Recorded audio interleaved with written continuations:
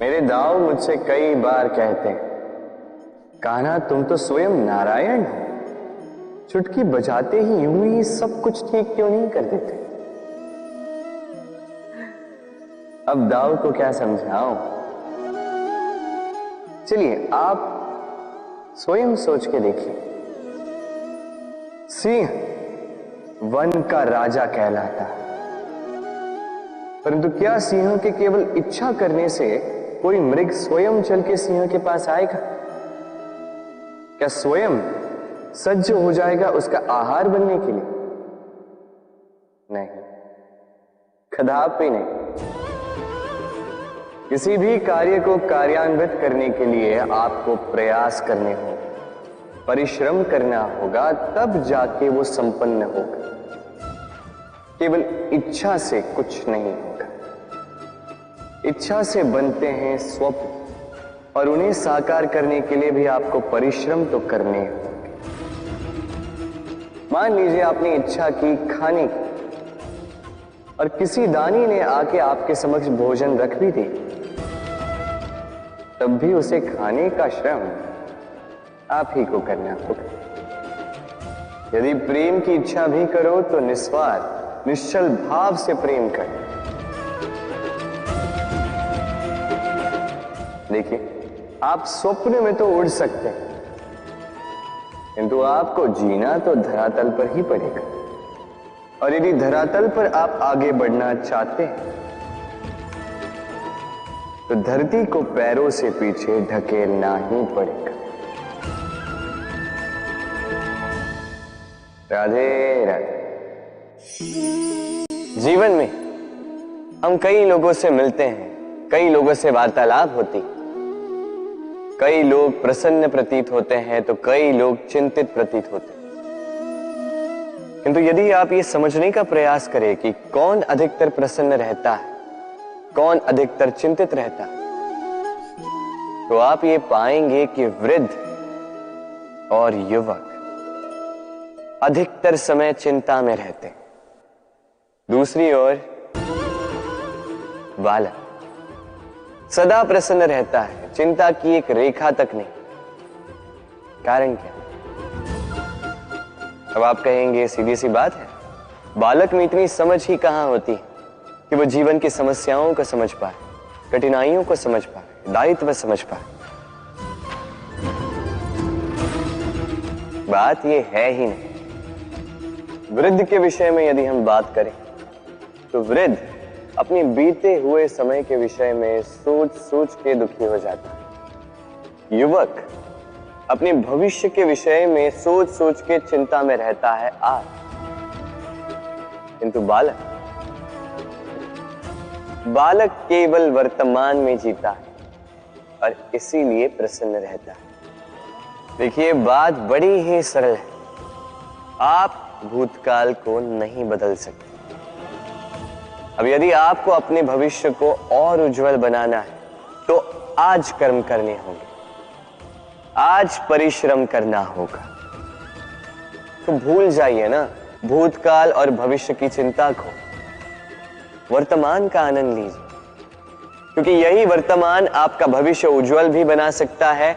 यही वर्तमान आने वाले समय में आपका वो भूतकाल बन सकता है जिस पर आपको गर्व होगा।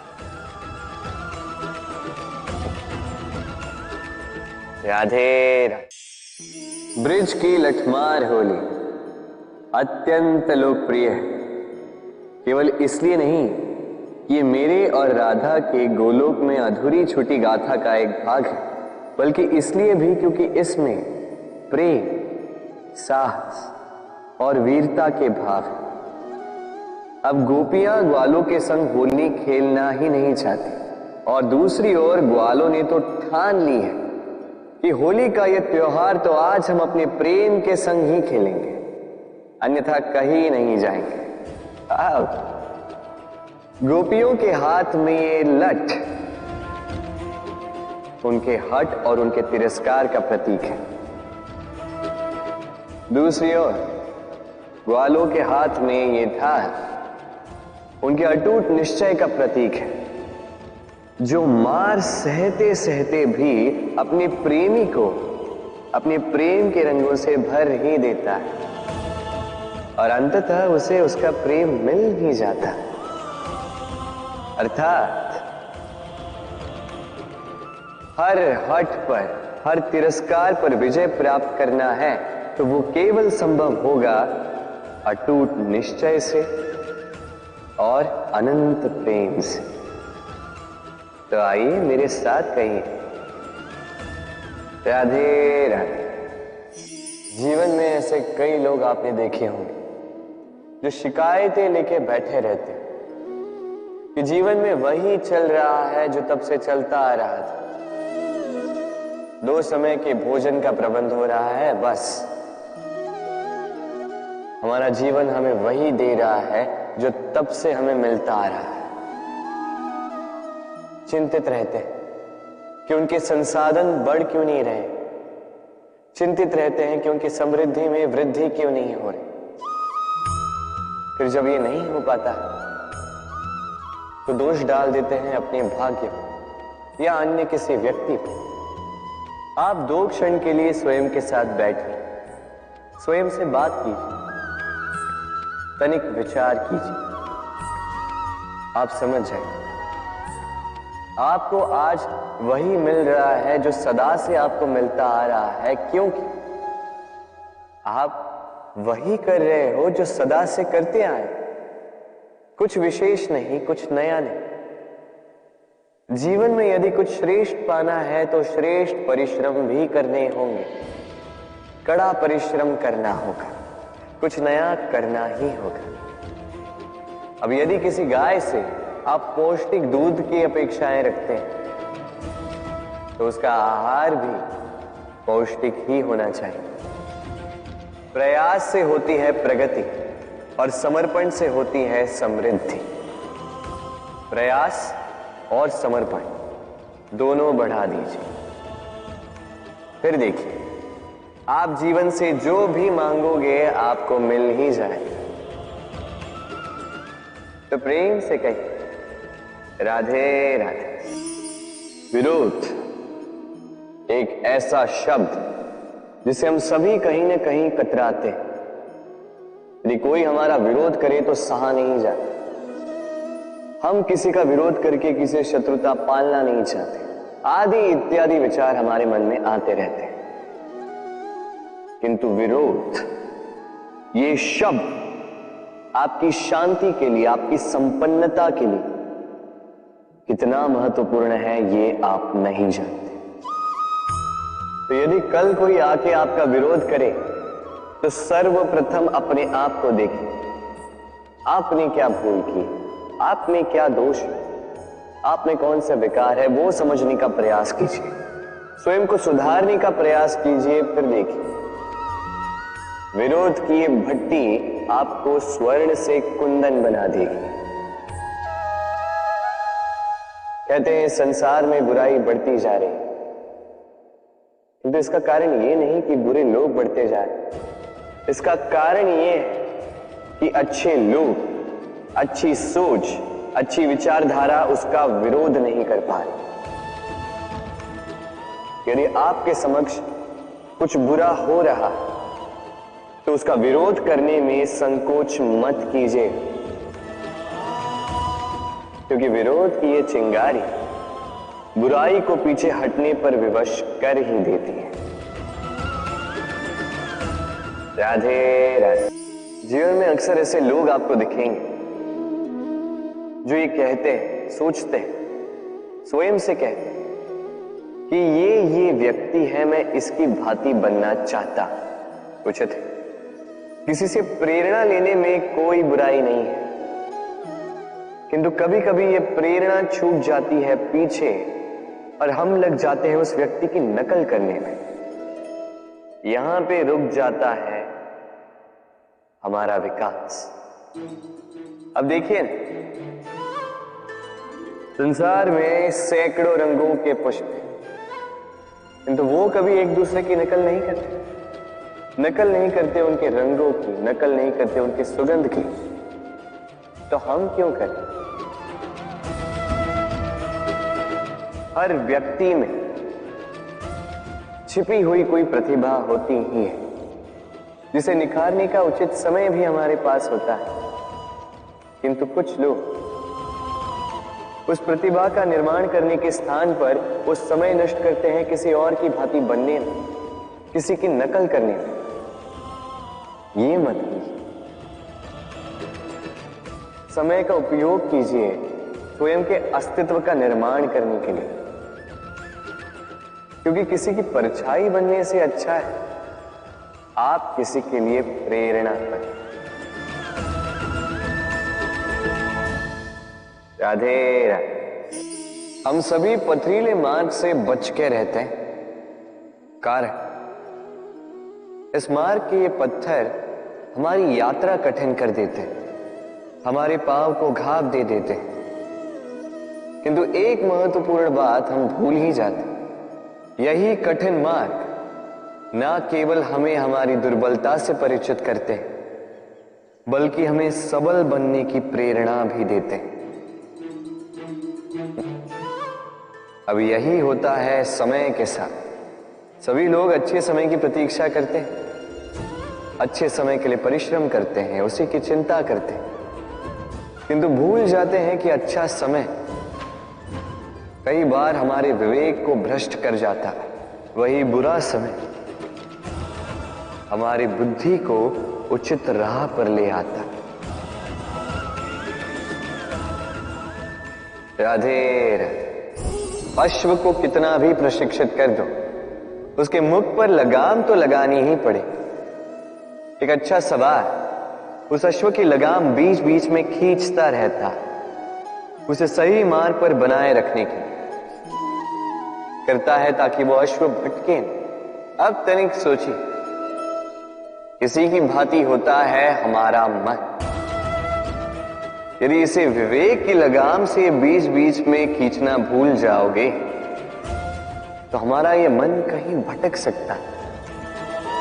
और यदि आपको अपने लक्ष्य तक पहुंचना है तो मन की ये लगाम समय समय पर आपको खींचनी ही होगी, क्योंकि विवेक का ये मार्गदर्शन ही आपको संतोषप्रद लक्ष्य तक पहुंचाएगा। स्मरण रखिए और मेरे साथ प्रेम से कहिए, राधे राधे। कभी आपने चक्की देखी? अनाज पीसती, उसे उस योग्य बनाती है कि हम उसे खा पाए, जीवित रह पाए। और यदि आप ध्यान से देखें तो चक्की का नीचे वाला पार्ट वो कभी नहीं घूमता, केवल ऊपर वाला पार्ट घूमता है, और तभी वो अन्न पिस पाती है, और तभी रोटी अस्तित्व में आती।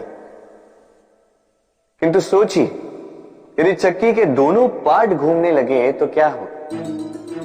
वो अन्न पिसने के स्थान पर एक दूसरे को पिसकर स्वयं का अस्तित्व ही समाप्त कर दे। इसलिए जीवन में कोई भी कार्य जब मन और मस्तिष्क को मिलाकर किया जाए तभी वो सिद्ध होता है।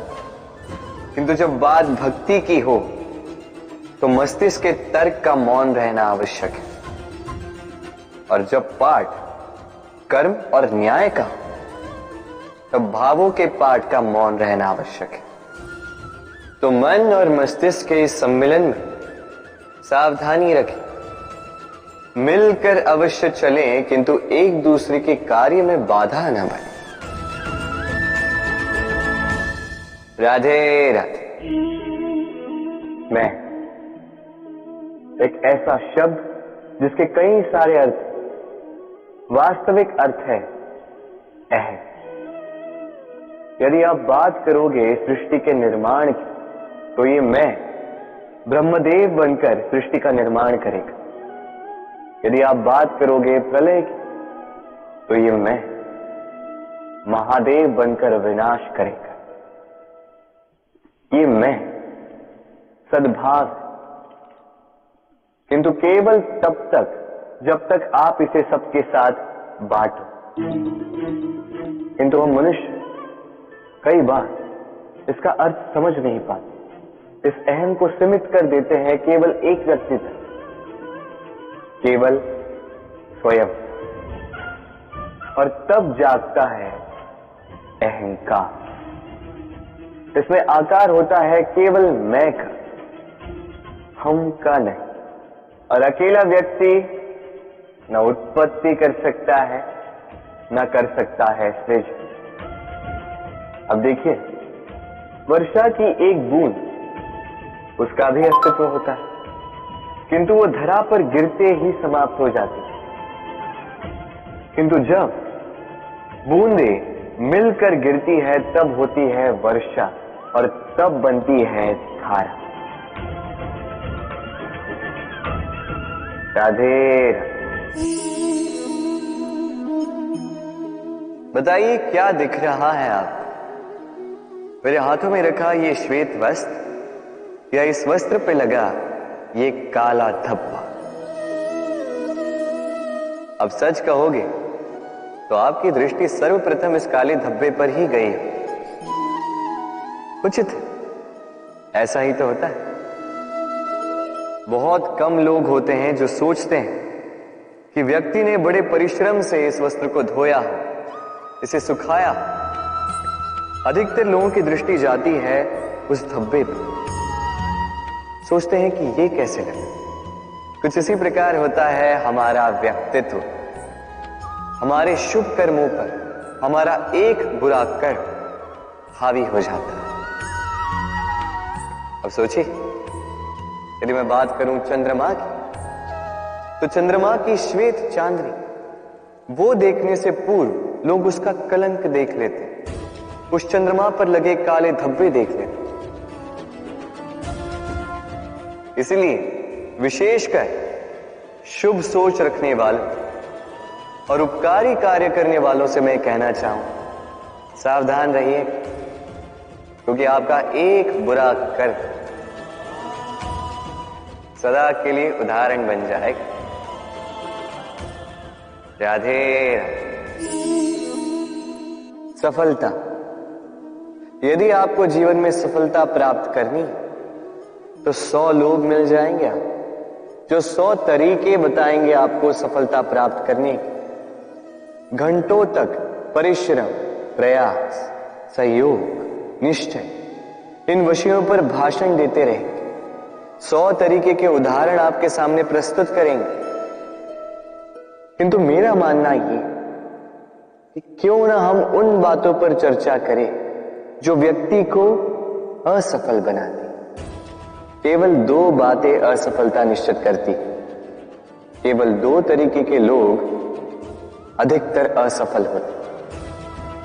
पहले वो जो सोचते बहुत हैं, करते कुछ नहीं, और दूसरे वो जो बहुत कुछ करते जाते हैं किंतु बिना कुछ सोचे सोच और कर्म, इनके मध्य में सामंजस्य अत्यंत आवश्यक है। यदि ये रखोगे तो जीवन में कभी असफल नहीं। राधे राधे। आपने कई लोगों को ये कहते हुए सुना हो, इस व्यक्ति के दृष्टिकोण में दम्भ है, इस व्यक्ति की आंखों पर अहंकार का पर्दा छाया हुआ, आदि इत्यादि।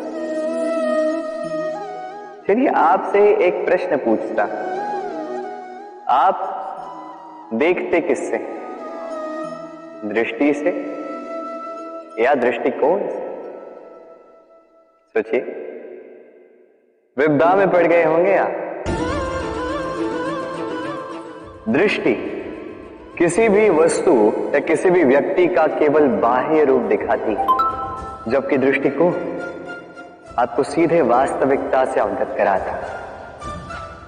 उदाहरण स्वरूप चंद्रमा। चंद्रमा हम सभी ने देखा। कई लोग ऐसे हैं जिन्हें चंद्रमा अत्यंत सुंदर प्रतीत होता, जबकि कई लोग ऐसे भी जो सुंदर चंद्रमा में भी दाग ढूंढ ही लेते हैं। ये है दृष्टिकोण। यदि अपनी दृष्टिकोण में प्रेम रखोगे, आदर रखोगे, संभ्रम रखोगे, तो बदले में आपको भी प्रेम और सम्मान अवश्य मिलेगा। अब देखिए, ईश्वर की मूर्ति को धुल कर निकला पानी चरणामृत कहलाता। कारण है दृष्टिकोण।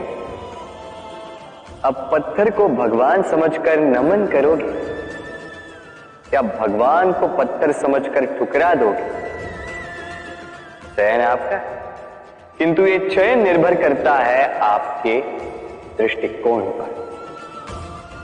तो अपना दृष्टिकोण शुभ रखें, अपने दृष्टिकोण में प्रेम रखें और आनंद से कहें राधे। हास्य अर्थात हंसी जीवन में कितनी महत्वपूर्ण होती है। हम सदा हंसना चाहते हैं, हम सदा औरों के मुख पर यह हास्य देखना चाहते हैं, किंतु हास्य, इसके प्रकार अनेक होते हैं और इस हास्य का आधार क्या है, यह भी बहुत महत्व रखता है। हास्य केवल तभी उपयुक्त होगा जब यह मन की शुद्धता से निकलेगा। हास्य तभी उपयुक्त होगा जब यह सामने वाले को भी हंसाकर उसका कष्ट हर लेगा। अब यदि हास्य ईर्ष्या से निकले तो वो कटाक्ष बन जाता है, सामने वाले के मन को काट जाता है और फिर वो सज्ज ही रहता है कि कब वो आप पर पुनः प्रहार कर पाए। अब यदि हास्य किसी को नीचा दिखाने से निकले तो वो हास्य नहीं, वो उपहास बन जाता है और वो सामने वाले को आनंद नहीं, केवल अपमान देगा और अपमानित व्यक्ति मन से कटु हो जाता है।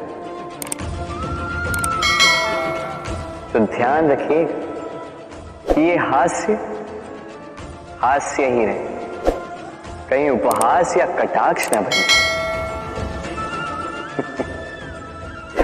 राधे राधे।